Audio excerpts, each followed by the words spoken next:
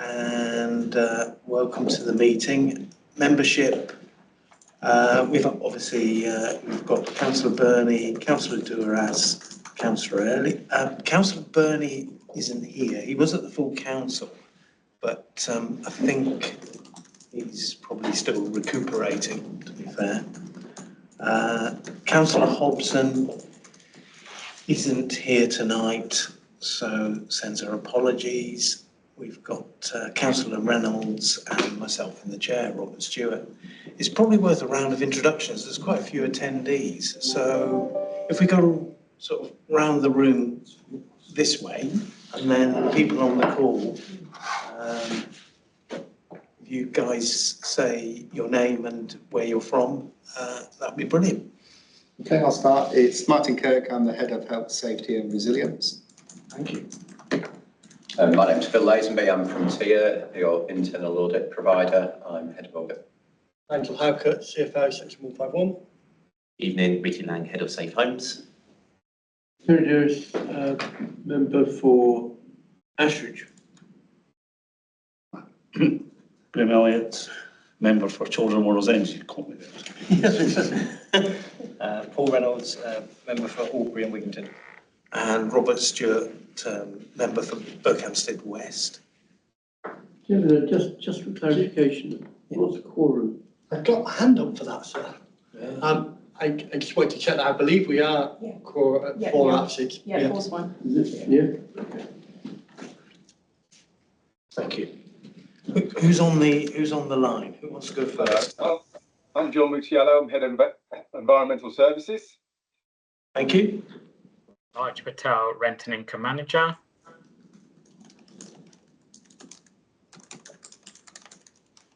Hi, I'm Sophie Coppelberg. I'm from KPMG, the External Audit Senior Manager.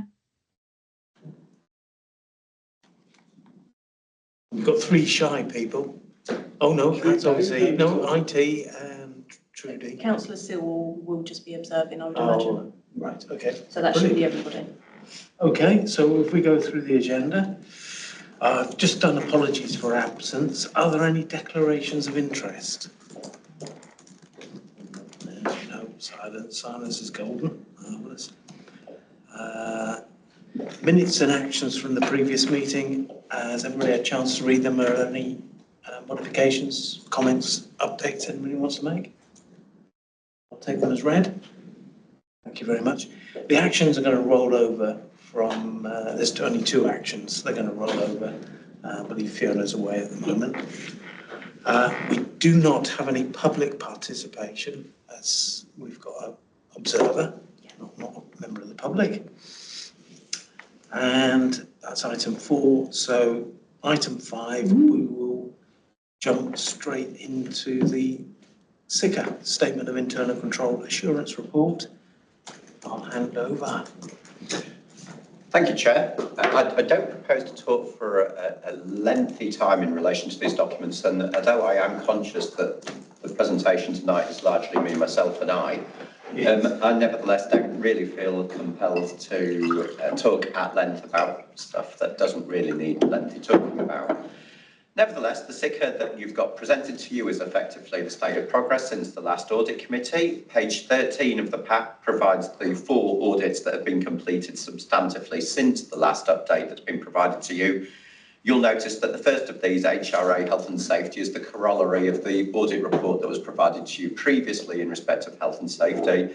And indeed, I have a chap to my right who is here today to be able to provide you with an update in respect of the recommendations that have been made during the course of that review.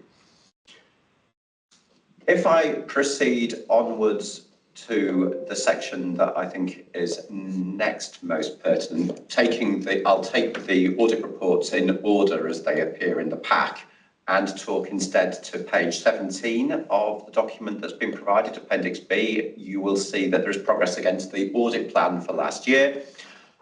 You will note that this is as a point in time, and actually some of the reports that have been provided in there have actually either been finalised or we have received responses to those reports, so that some of those have actually come on since then. Nevertheless, you will note that all of the audit reports we're able to provide at least an indicative opinion against. That's important because the paper that I'm going to provide towards the end of my update today, where I'm going to be talking about the head of internal audit opinion, is important that we are at a stage in respect of our work that we are able to provide you with genuine opinions against those. One of the reports, I'm just going to flag climate change. When it went out draft, it was provided with limited assurance. I believe the management responses have been provided in respect of that, but nevertheless, at this point in time, I don't know for certain whether that's going to remain as draft. I'm just providing that information as a heads up. I don't anticipate that will change the overall opinion that I'm providing later on during the course of the update, but nevertheless, it is always worth highlighting the limited assurance reviews, and if that had been completed, it's one I would be talking to potentially in a little bit more detail. The next page, page 19, provides audit against this year's plan update, so 24-25. You will notice that one of the reports that have been listed there is draft. I believe we've got responses to that, and so that is now on its way to being finalised, and two of the other audit reports have also gone draft. So notwithstanding the outstanding reports from last year, nevertheless, we were able to maintain good progress in respect of this year's plan. And just for comfort in relation to that, you'll notice that all of the scoping dates have been provided in this document to give you a sense that they are going to progress in a timely fashion. The one exception, I would say, and just highlighting an error, on page 20 of the report for project management, we've written 15th of the 1st 24, and I do apologise, that should be 15th of the 1st 25. A rookie mistake, and I can only apologise. I will stop at this juncture before talking through detail in respect of the audit report updates, which commence on page 22, starting with HRA health and safety, and ask if anyone has any questions in respect of anything that I've talked about to date, or any ancillary question in respect of audit progress in totality. No, not from me. Okay, perfect. So without further ado, I will start talking about HRA health and safety. And while this has reasonable assurance, as you will note, that's been outlined on page 23, and I will take the document as read, so I'm not going to read verbatim through the commentary that's been provided. I will nevertheless highlight that the bulk of the issues that have been found during the course of the review were not what I would consider to be traditional compliance issues, but rather issues in relation to either the governance, the policies and procedures, or outline issues in respect of the policies and procedures. And so, for example, training issues, contract management issues, and part of the reason I'm highlighting that is while those were found as issues in respect of this particular audit, some of the management responses that have been provided, it's worth keeping an eye on those responses because they don't just pertain to this area, they will also, so for example, contract management is, the response to that will relate to other contracts that the organisation manages, obviously an important issue.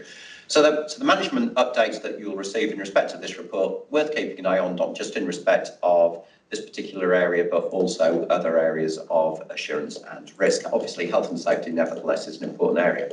Also just worth highlighting, HRA health and safety is an area that has been very topical over the last 2 or 3 years, and that is why this audit was commissioned. It was to give you a sense of direction of travel. I think it does do that. There are no priority 1 recommendations here, and while there are 9 recommendations, I think the management responses in respect to these recommendations are both coherent and if they are actioned, they will address the underlying root cause. I'm a little bit concerned that some of the responses, if I'm being honest, and despite this chap on my right, are a little bit ambitious in terms of timescale.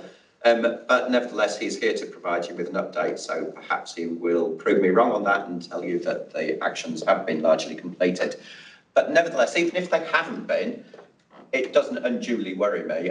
This is an important area, and it is important that the underlying issues are addressed and addressed in totality, and it's important that they are done before I remove these recommendations from our tracker. If they're not, they will remain on the tracker going forward, and obviously we'll be providing that update through the SICA to the next update to yourselves. And without further ado, I'll pass it over to the right to my colleague who will give you an update against these. So also just worth highlighting is the Head of Health, Safety and Resilience, so very well cited to be able to provide an appropriate update. Yes, thank you very much. Do you want me to just give a summary or do you want to go line by line? Well, it might be worth just seeing if you've got any questions, because I mean, everybody's read the report, and then you know you can sort of see what, you know, where we're at. Sure. So is it worth? Are there any questions from the committee? I've got a couple which I've got answers to, but it'd be worth just having a check. Page 24. I just wanted to know, has all the mandatory training, I mean, as you can see, the dates are in March, but has all the mandatory training been carried out for all the 3 staff members identified? Because 2 of them required asbestos training. Yeah, some of those were off sick and still are off long-term sick, so that's been a challenge. But the risk is mitigated because the person will not be exposed to asbestos because they're not at work. So that's the challenge with that. And with the mandatory training, one of the bigger actions that I'm doing with HR is to review the matrix, training matrix, and that's going to take a bit more work. So that definitely won't be March, given that's already passed. But I'm looking to look at what training is required by who, appropriate to their role, and make sure we understand what type of training is the best delivery. So with those, that's been mopped up as best we can, but it's still overhanging for the ones that are off sick. Unfortunately, there's nothing we can do, but the risk is mitigated because those people, like I say, aren't exposed to risk, which is a challenge because I'd like to close that, but I don't want to mislead you by saying it's done when I can't do it because the people are off sick. Just for clarity, the 3 people that were identified in that time of the audit have done their asbestos awareness training, but as we currently stand, there are people in the service who have gone beyond the 12-month period for asbestos, which is why we probably gave an answer saying those 3 people have done their asbestos awareness training, and they might say we still got people who haven't because at that time those people have since completed. Okay. It's probably just worth highlighting, so training has been a bit of an issue that's cropped up in previous reports as well. So it is something I'd kind of like to get nailed down. Well, you know, this council is by no means the worst offender. If I was to rank the 9 councils I provide services to, it would still be somewhere near the top, actually, in respect to training. But nevertheless, it's something where you only need an incident to happen and people look at lack of training as, you know, straight away. Yeah. Not just that training is a live beast. It's every day, one's coming on and one's going overdue if it's not done beforehand. Do you see? So it is a challenge to say we'll never be 100%. I can give that confidence that we'll never be 100% on training, but we are always in that upper percentile and close to the 100%. It's just always the last hard 2 or 3% to achieve. Well, it's good to hear that you're building a skills matrix. Yes. A matrix. That's what I'm saying. Behind here, there is a strategy to make this more robust because 3 isn't a massive amount, but it's still 3 people. And that's important to capture that. But like I say, they're being done, and we've got others where they're absent. So again, they go overdue. Page 26, I think this is probably reflecting my ignorance of the process, but I asked the question, can RAMs be included as a mandatory requirement before any works start? They are, I mean, again, over to Ricky for the safe homes. Yeah, so for the safe homes team and the asset management team who kind of fulfil the function of delivering works for the HRA, you obviously got large contractors like Cardo, delivering responsive repairs. We've also got sort of multiple M&E and compliance contractors, and any large project in line with CDM regs, we'll be asking for the project-specific RAMs. So we do check it. I think what's highlighted there is that we might not be consistent across the broader service, where one part of the service use FFT as their CDM coordinator. Others, we might be smaller value contracts, so we'll do the pre-construction information ourselves. So I think what that recommendation is, that you need a process and you may deviate from that process because the project might not require that full level of scrutiny. However, RAMs will always be in place before any live project starts. Yeah, and that's the response I guess you've given me. It's pretty good. You've really explained the process. It looks robust. And just on that, Councillor, sorry, we're also reviewing the CDM policy and procedure. I've just instructed a consultant because we have got potentially 3 parts of the business that do CDM, they do it well, but not necessarily it's all joined up. So I just want to make sure, again, we've got the CDM process outlined that's consistent across the organisation and everybody can see into each other. Yeah. Because what we don't want is silos to work separately and then you've got cooperation and communication issues, which is very important with CDM. Yeah, that's good. It's good to hear. Yeah, excellent. Then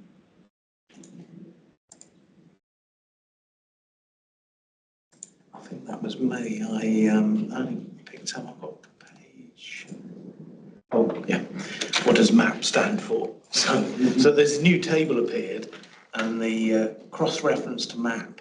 And it was just sort of, you know, it's great to see there's good information in here. So on the top of page 24, assurance key findings and management action plan. So it's management action plan, and I've got to say that's fairly standard terminology across internal audit providers as well. Yeah, no, that was fine. That's me on that one. I don't like it. I prefer control evaluation matrix. I'm old-fashioned, but move with the times. Thank you. Right, if you want to move on to the Councillor Juris. Well, first of all, I'm very pleased that Ricky is here, and I'm sorry I didn't catch Martin Kirk.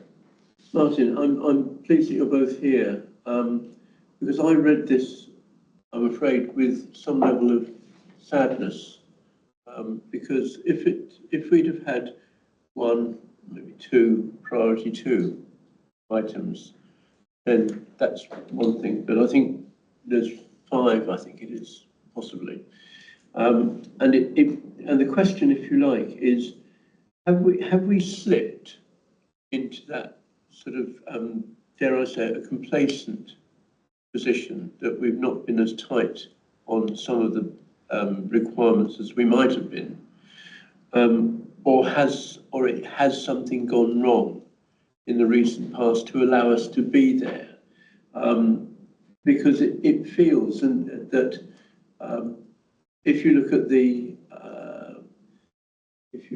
one of the items which caught my eye is that you had two meetings with Cableshare and with Sunrealm, and you were doing them, and they were supposed, it would appear to be working together, but they had 2 separate agendas, and they were going in 2 different directions potentially. Can you convince me that you have now addressed those items and that we are sharply focused? And do you want to make any comment on my suggestion that it feels as though we may have slipped into a level of complacency and it's taken this to bring us up a little bit short? I don't think it's complacency. I think what we've had is a bit of business interruption. So if you're not aware, I started in January, and it's been a little bit of a journey from January to here to, 1, pick up on the audit findings, which was from a predecessor who did the audit, to recover that position, to communicate where we're at, where we needed to be. So that's caused a bit of a longer lead time in delivering these actions. So I can give you assurance going forward, we're being more robust. These things are being looked at more strategically to make sure that we aren't either complacent or appear to be complacent. With those particular 2 companies, Ricky, have you had any sight of those? That particular action is more around the contract management, and I think as Phil alluded to earlier, some of these recommendations I wouldn't necessarily expect to see on the health and safety, but they have a relevance to be there. And I think what it is around tightening up how we manage contractors, because I think we're managing the contractors, but we're not necessarily documenting it. And we're not, the contract will say you have an annual core group, a quarterly strat, all these kind of things that we've just not been capturing. So I think I probably agree with you in the sense that we've not been able to demonstrate the health and safety, but I can assure you out on the ground on the operational side, that side hasn't slipped. I think it's more the administration. I think it's more having that corporate lead to hold us accountable as well. I think that probably lost sight of that, but this audit, the introduction of Martin has actually regained that focus. Victoria Cody, who's named as responsible officer on that particular action, she wasn't in post 6 months ago. So she's now a dedicated contract manager because there's a recognition that we weren't consistently managing our contractors. So we've recognised that, and there was a resource gap there that has also been filled to make sure that we are doing what we say we're going to do. So I wouldn't say it slipped. I think what's probably has slipped is probably the admin and being able to evidence it. And I think, as we know in health and safety, if you can't evidence it, you're not doing it. I think it has just kind of like, refocused us, and resources being allocated to ensure us that it doesn't go the other way. And I think, if I may, I think that's reassuring from both of you, because my experience is that if you're not careful, a contractor, if you're like a sharp-elbowed contractor, then don't write sharp-elbowed down. But a significant contractor can, if you like, think that they can lead the principal, us, in the way that they want it to be led, rather than us exercising our principal's position. Yeah, no. And again, going back to what Victoria Cody's role has done, is really aligned how we manage all of our contractors. So your agendas, which would have standing items such as safeguarding, health and safety, training matrix, risk management. So yeah, we treat all contractors the same, even though the disciplines are different. So the operational meetings will have a different steer, but those more contract meetings are very regimented in terms of what our expectations are. So yeah, we have changed in the last 6 months, certainly since this was produced as well. And I don't think any actions that came out of this piece were a big surprise to us. It just allowed us possibly to increase that resource, because now we've got something in place saying that we should be doing this better. And just to further support that, I've also been out so we've got consultants that do inspections, do check and audit the contractors as well, and I've joined them as well to make sure that, again, we've also got those proactive mechanisms to check to ensure what delivery expectations we've got is being delivered. Thank you. Okay, should we move on to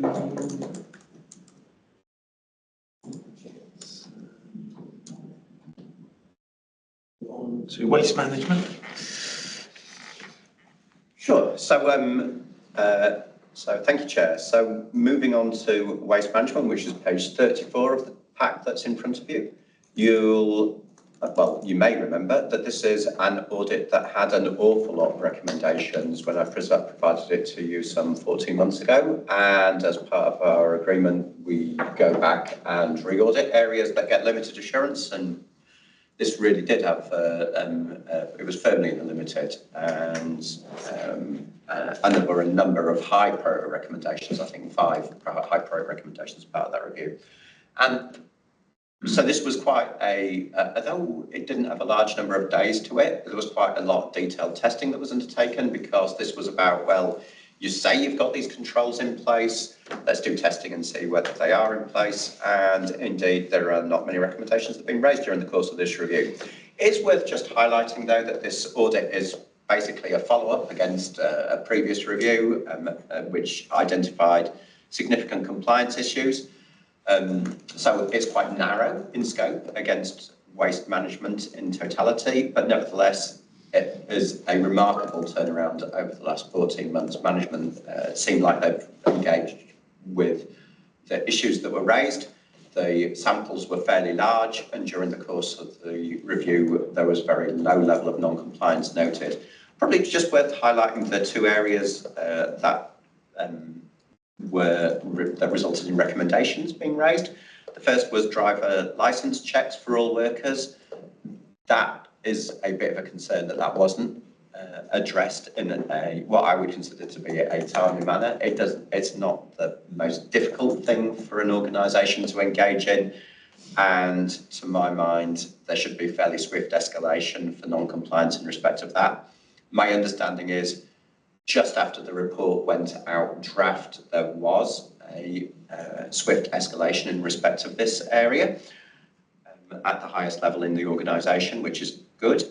And the reliance in respect of manual paper base was a little bit disappointing. I did think that while it provided a level of familiarity, and while it largely worked, there was quite a large part of me thought, well, pieces of paper go missing. While we did receive paper in relation to some of this, it took a little bit longer than I would have ideally liked. And indeed, there is a bit of a drive towards automation, so hopefully that should put that to rest. And I'll stop at that point and ask if anyone's got any questions. Yeah, open up to the floor. Any questions? Yeah, I've got a couple. You wouldn't expect anything less from me. Page 36. Well, in fact, actually, I picked up the license thing, and I think my words that I used previously probably I felt applied to this, that it was. We'll leave that there. But when I read it, I thought, my goodness me, that's potentially dangerous in the extreme, that we might have got people driving around in vehicles for which they had no license for, possibly. And that is, to me, very concerning, both in terms of health and safety, but also in reputation. Absolutely dreadful. And has that now definitely been, I know the implementation is 24th of June, has that now been implemented? I have not got any follow-up in respect of that particular recommendation, but it's possible that the chap on the screen may. Good. Thank you. I confirm that we hit a 0 outstanding compliance approximately 5 weeks ago. However, there are now some actions that need to be fulfilled. The system actually highlights when someone's driving license or insurance or MOT is up for renewal. So the system does highlight and remind us. So there will always be actions that will be ongoing. However, there are no actual actions of non-compliance. So we are actually compliant in that area as I speak. Okay, couple more if I may. Yeah. Turning to page 42, I noticed that it in all the others where it talks about the scope, it talks about exit meeting to be held with.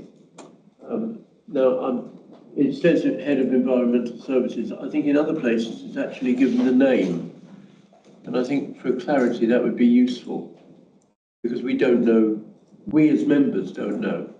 And then if you go down to the self-assessment response, in answer to the question, have there been any breakdowns or in the internal controls resulting in disciplinary action or similar, the response there is yes or no.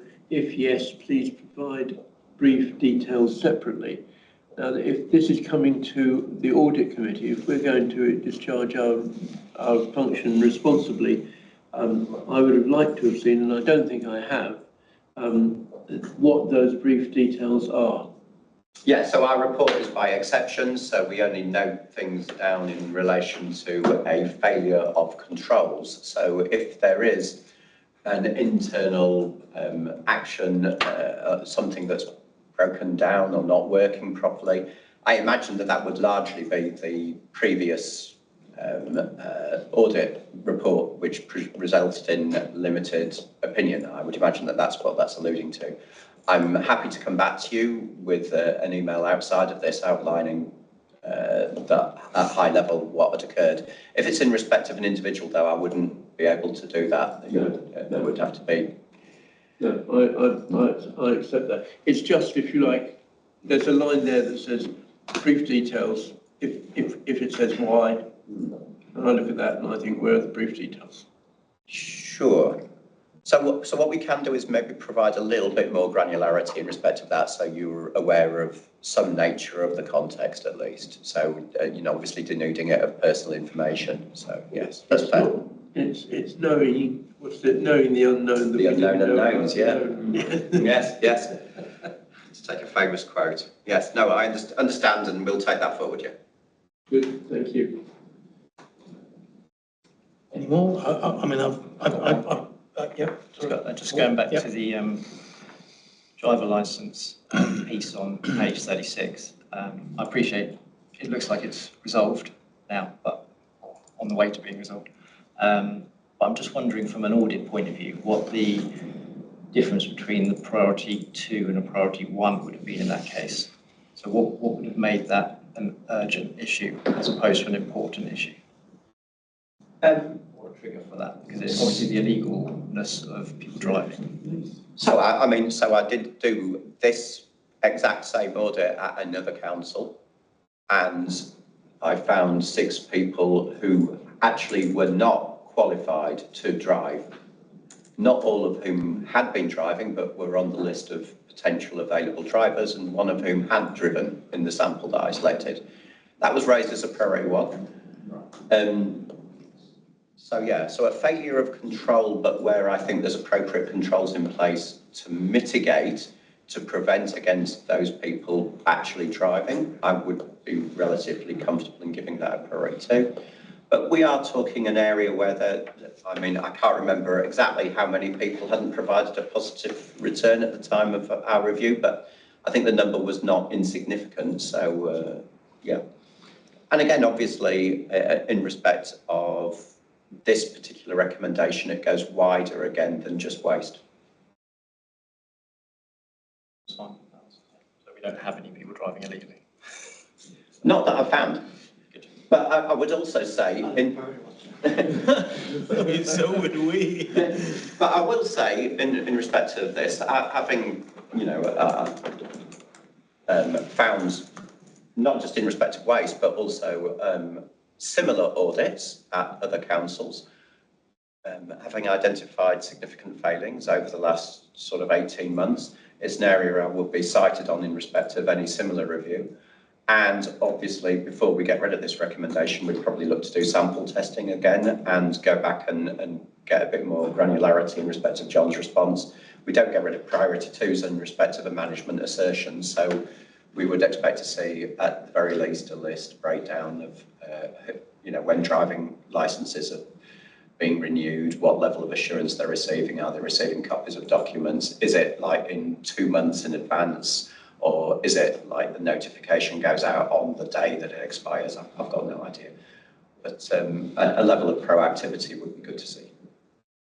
Just for clarity for the group, I hope I'm right, I believe I am right. John and his team oversee the management of this process, but this is all people who drive on behalf of the council. So for instance, individuals around this table, including myself, are on that register because I use my car during business hours. So this is not a case of there's somebody missing, it's a waste driver. The least likelihood of anybody driving illegally for the organisation is a waste driver because they're tracked vigorously in terms of their qualifications, insurance, MOT, as John's alluded to. The most likelihood is someone like me, who, I don't know, loses my licence tonight for doing something naughty, and it doesn't flag on the system for a period of time. Whereas actually the business driving I do is minutes a month, and is not high risk.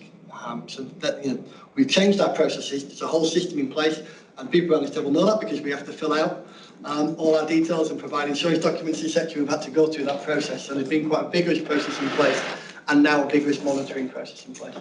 And as I say, I have seen documentation confirming that this has been raised at the highest level, emails going out, etc., etc. So John was kind enough to pass that to me. No, I think, thank you, Councillor Duris and Councillor Reynolds. I mean, you pretty much asked the questions that I asked them. It looked to me as if there was, a confluence of manual paper-based processes proliferating in a fairly mucky, male-oriented environment. And I just wanted to know that there are some form of electronic systems that are proactive. So they have, well, at the time we visited, they have electronic systems. They've got a number of spreadsheets that they operate and so on and so forth, but they don't have what I would consider to be an exemplar system. You want to go to John, because I think things have changed since the audit. Yeah, so we have a transformation programme currently underway that's due to be completed by March of next year. Within that transformation programme, most of our systems will actually be going from a paper-based system to a digital system based in the cloud. So we're actually able to do automated monitoring automated reminders, and automated reports. So we are in the process of actually updating our systems and processes to be automated and digital. No, that's good to hear. Yeah. And if I may, the driving licence checks is actually an online third-party software that we use as well for managing that, which does link to DVLA, etc. So Right, that's so- not a paper-based system. Yeah. That is actually an online portal. So you use the third party, it's the DVLA? Well, Or it is- does. It can do checks. Is that right, John? We Yes, do our so- checks, so don't we? We have a system called Continuum that is directly linked to the DVSA. So if there's any issues with anyone's licence, if there's any issues with someone's insurance, the system automatically flags it. So as Nigel indicated, if someone was to go out and get penalised, even if they get points on their licence and they're still able to drive, we get notified that they have points on their licence. We get notified of HGV drivers when they're a certain age because they have to have medicals. So that the system at the moment is for the driving checks is fully automated, and we do receive reminders, we do receive updates as data is required. Right, so for the actual licence checks, there is this continuum, there is some form of automation. More broadly, when I saw the words defect reports, accident reports and logbooks, my heart sank. I just thought, oh God, it's all paper. And, you know, it's good to hear that, you know, you're being swept up in the transformation project. Obviously, it's March next year. So I think we would be really comfortable if Phil could go back in before then and just do, you know, one of your sample checks to make sure things are not going off the rails. I'm always happy to pop by and see John. And then report back to us to say, Sure. I'd say, it's the next, we've got 2 meetings in December, have we truly?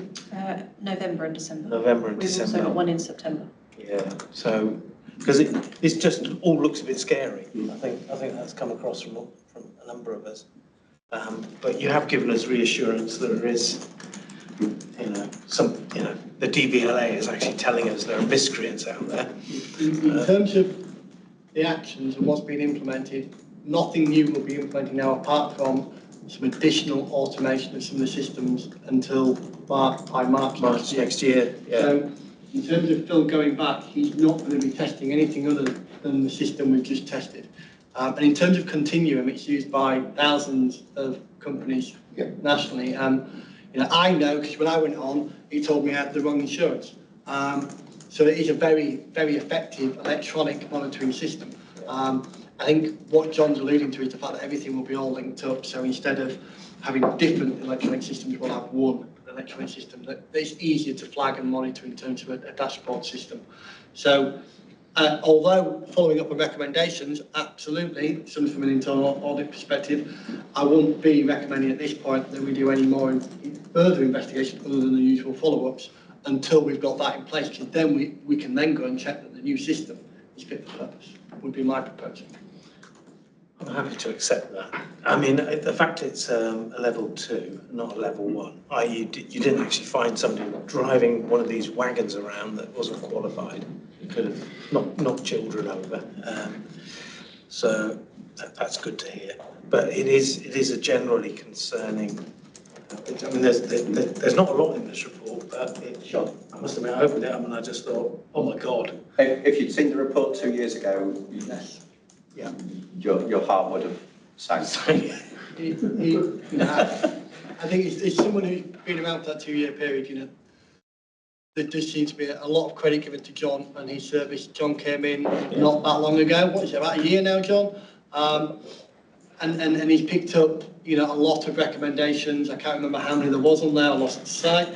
But I think it was like 16 recommendations. Yeah, and a lot of changes happened in that service area, which is our largest front-facing service and the most difficult one to manage and operate from a systems perspective. So a lot of credit to John and the service for vastly improving that and setting out that transformation programme for further improvements as well. It gives me a lot more comfort in terms of where we're at with those processes.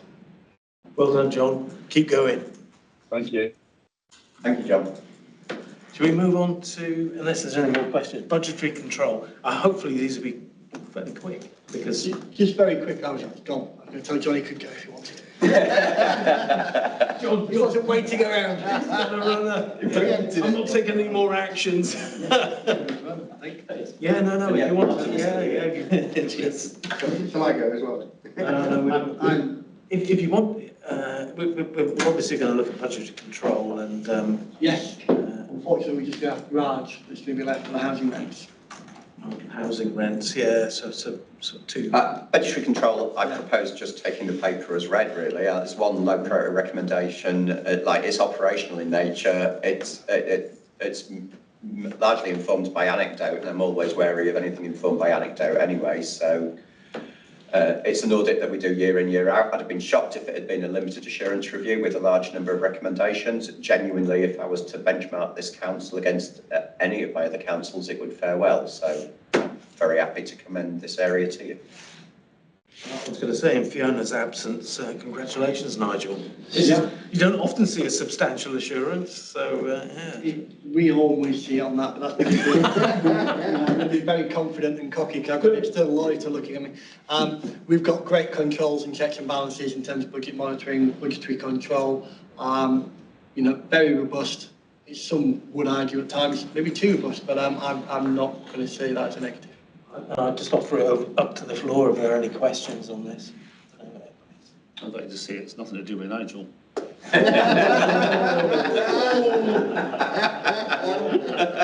All credit will be going to the other team. Old behaviours die hard. I've got one question. Oh, hush. What do we have to do to make, you said twice now tonight that we rate very highly in the overall scheme. What have we got to do to rate at the top? I'm an internal auditor. I would not answer that question. I'm going to plead the fifth. So we are moving to increased use of benchmarking. So at some stage before very long, you will start to see yourselves benchmarked against our other client lists. So that's going to be we've got generative AI. You'll have seen a lot of stuff about that.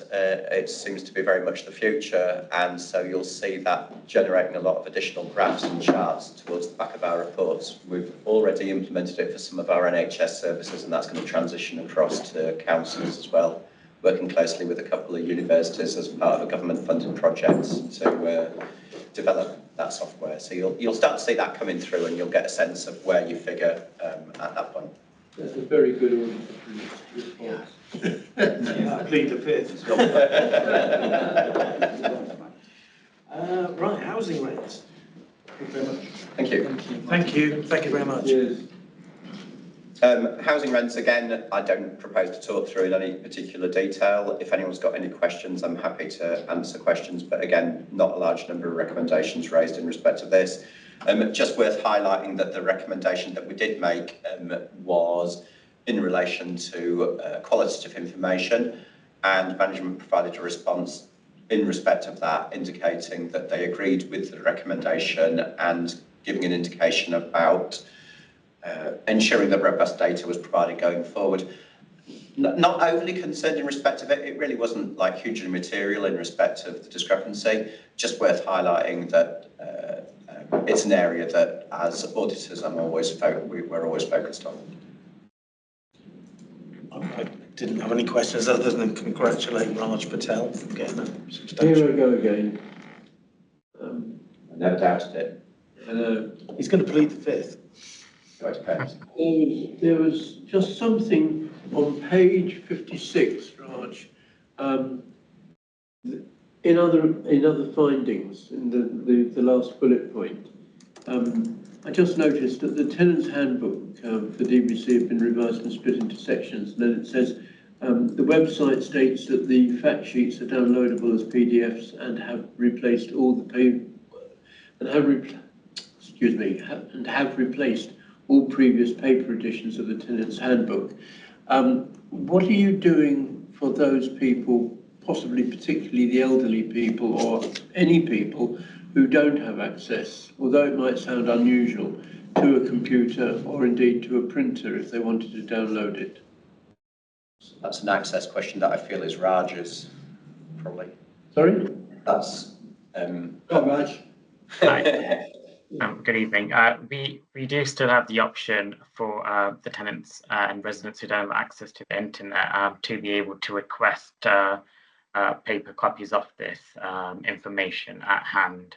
We are currently working with our sort of web developers to ensure that we are moving digitally ahead with the times.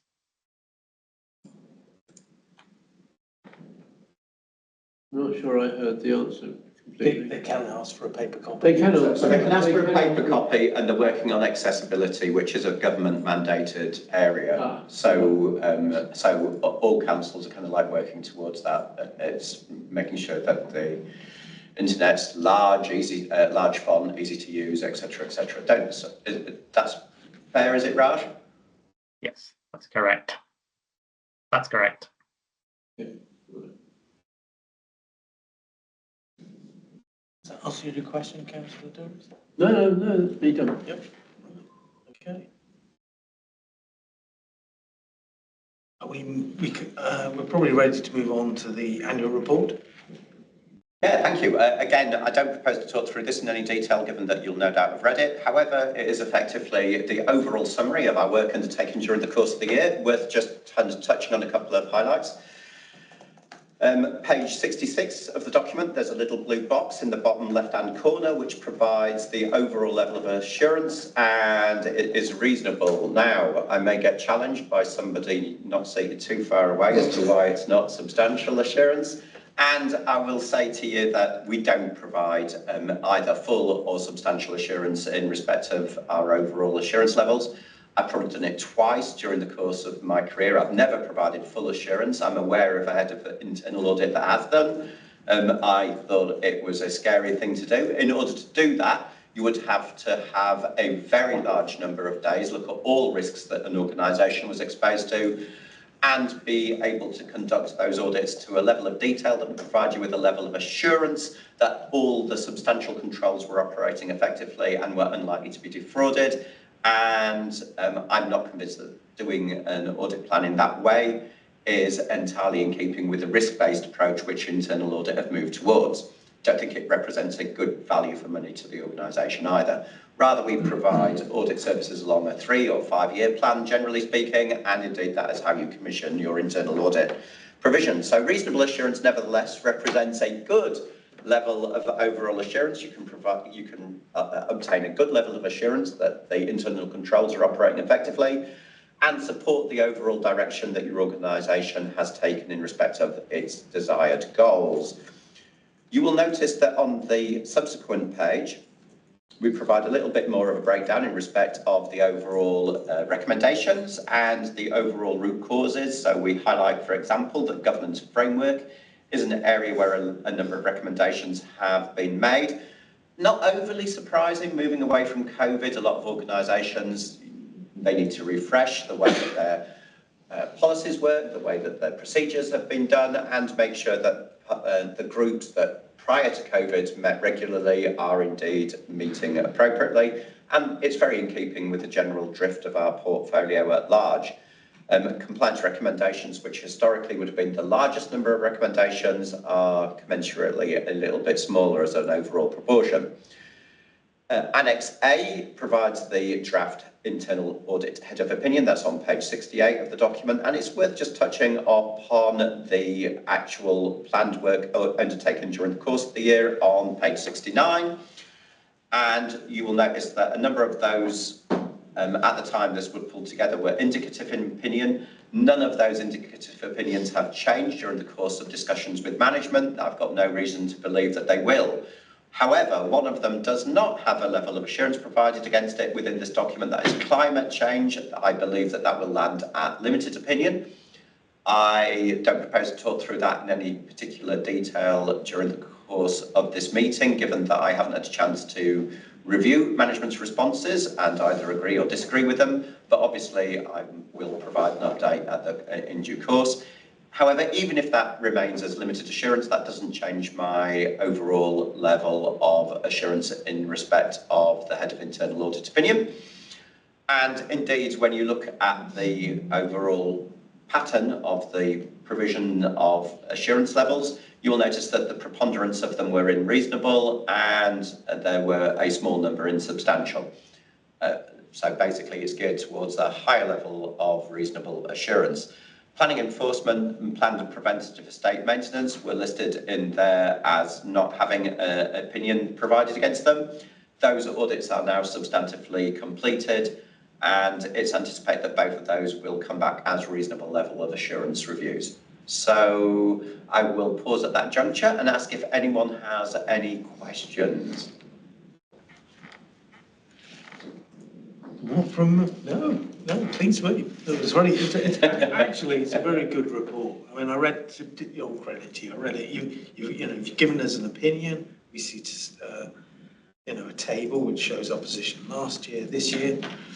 And you've got breakdowns and whatnot. It's very clear. I did notice the gap, climate change, and I was going to home in on that. So what's going on? So, but you've left out, you've got them in program, the planning enforcement and planned and preventive estate maintenance. They're in progress, so you can't fill them. Yeah, that was a characteristic of the time that this was required to be completed. Head of internal audit comes across a little bit earlier than the SICA, so yeah. No, it's a good report. Thank you. Just a couple of points. From a service perspective, we will be pushing for substantial assurance next year.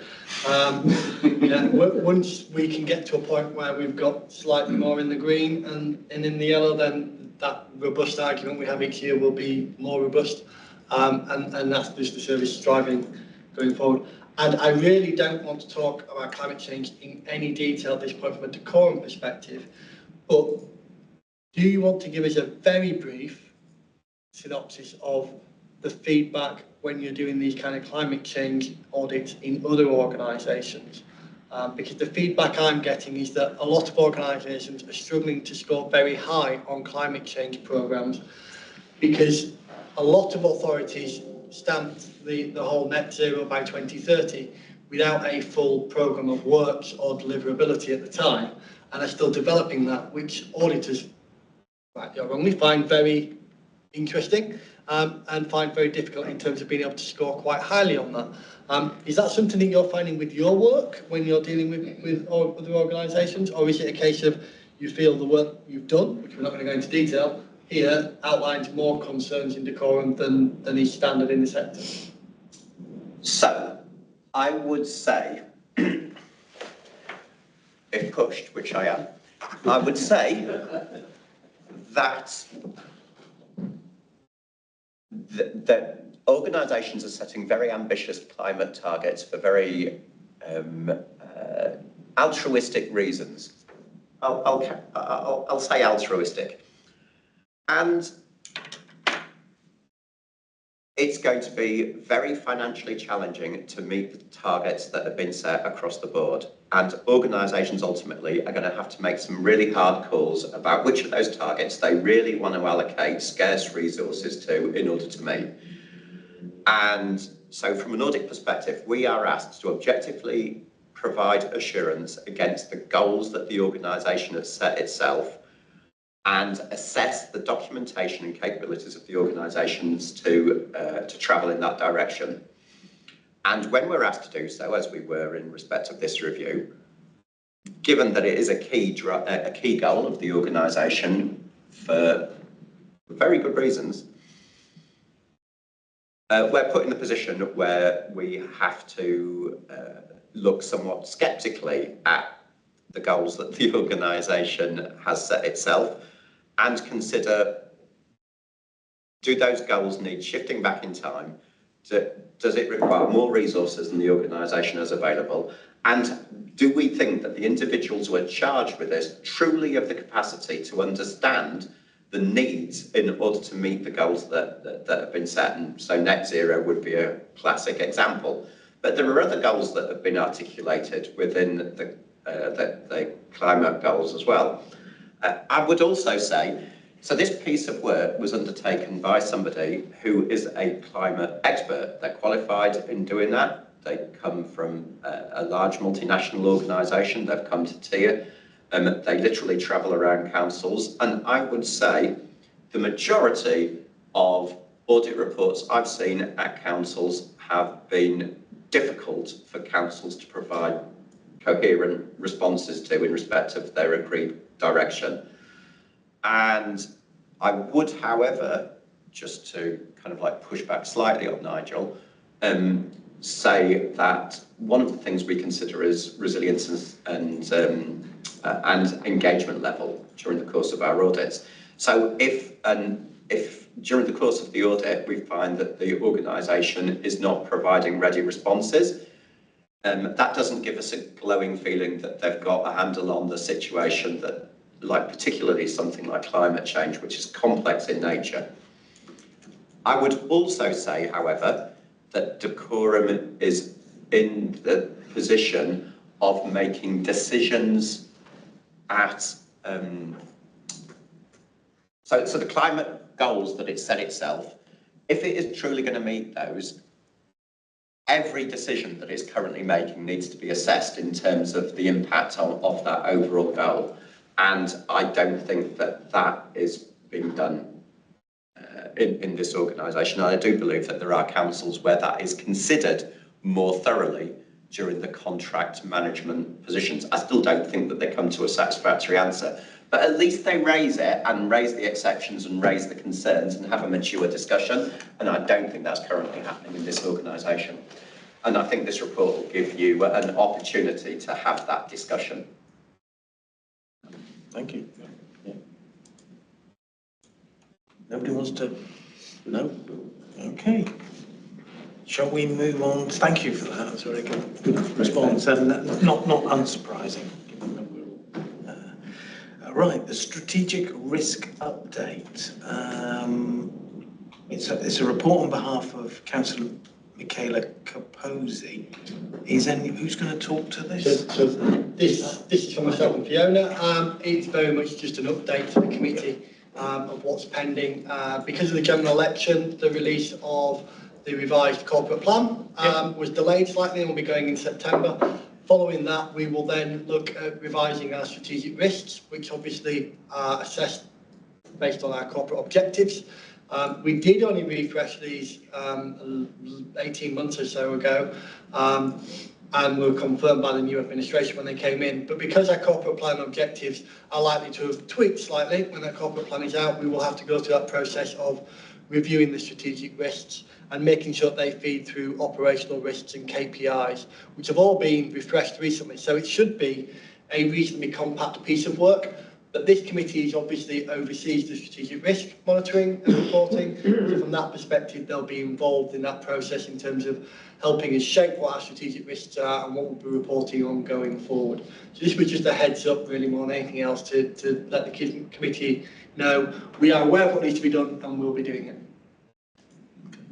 Any questions from the committee? No, not from me either. Yeah. Right. I'll just say for Trudy's benefit, I think we as a committee, we note the contents of the report, so thank you very much. And the previous reports, excellently presented. So we move on to the work programme. So we've got meeting dates. The next one is 18th of September, we get August off. Then we're back in November, and then quick turnaround, we're back in December, just before Christmas. So, and then in the new year, we wait till February, and then we've got a meeting in March. Just thank you very much, Sophie, for attending the audit committee this evening. Remotely, it has been a bit of an internal audit show this evening, and for the Lazenby, which is unusual.